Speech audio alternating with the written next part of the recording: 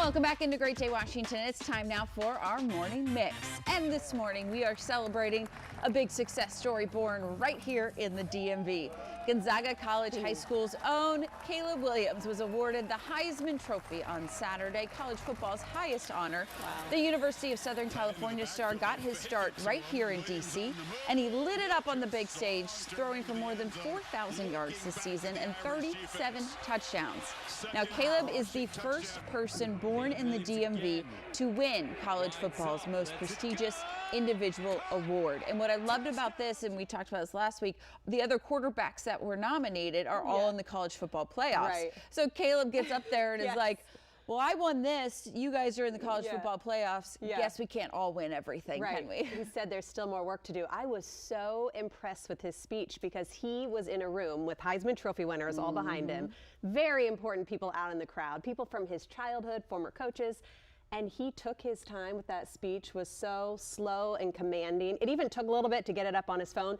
Did not seem to fluster him at all. I looked at my husband and said, I think he has a career in public speaking too. It wasn't just his talents on the football field, but it was a great speech. And I loved it. He's just soaking it up. Like you said, taking his time to not just speaking well, but just soaking it up. Like this was his moment.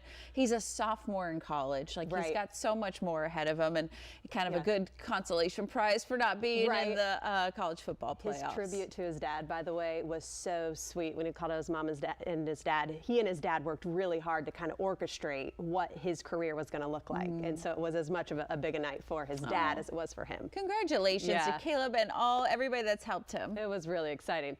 Okay, also this morning we are hearing of a pretty scary situation with legendary singer Patti LaBelle. She was rushed off stage during a concert in Milwaukee on Saturday.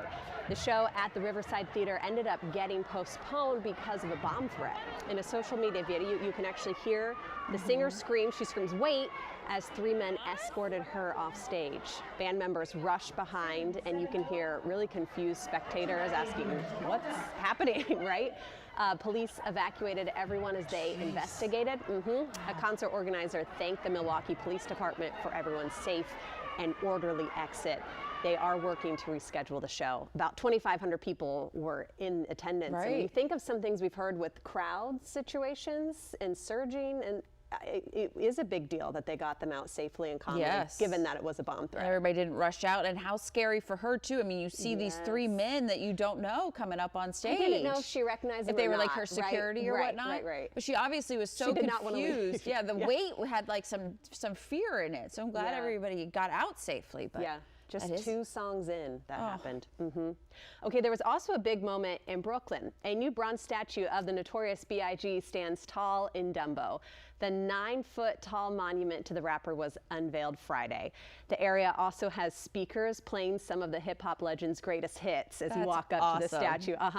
It was actually 25 years ago that Biggie was shot in a drive-by shooting in Los Angeles. And he had such an impact on the genre and just on music in general, but especially in like rap and hip-hop, and a much-deserved statue right there. It's only going to be up through October, they said. I'm wondering if so many people go, if they will leave it up. But those speakers are actually in the statue, and they're powered by their solar panel powered. So I thought, because I'm like, where are the speakers? How are they going to keep this working, right? Like the electricity to keep it going. But it seems like they figured it all out. I wonder if they'll like move it into a museum somewhere or something. Yeah, true. Okay, and in movie news, The Whale had a whale of a debut in its limited release opening this weekend. The drama, which is Brendan Fraser, now this morning found out nominated for a Golden Globe for Best Actor, grossed an estimated $360,000 in just 6 theaters, an average of $60,000 per screen. The previous 2022 record holder, Everything Everywhere All at Once, debuted with just over $50,000 per theater, and then it's going to be released here in the DMV on the 21st. I have an interview with a couple of the stars of the movie. I got to see a preview of it. It's so good. It's good. And I can see why Brendan Fraser was getting so much hype. Remember, he had that 6-minute standing ovation at the film festival? Bring your tissues, because it's sad. And if you're a father or a parent that has a estranged relationship with a child, it really moves you. But he did a fantastic job. I will say, though, The Whale was not nominated it. for Best Picture of the Year. The only person that got it was Brendan Fraser, which he said earlier he's not going to attend the Golden Globes. It is the Golden Globes. It's not the Oscars Golden that Globes we're talking about, right? So But it's sometimes still an they say Oscar it chance. shows what happens at the Oscars, but maybe not. But it's a must-see. It's a must-see. Good.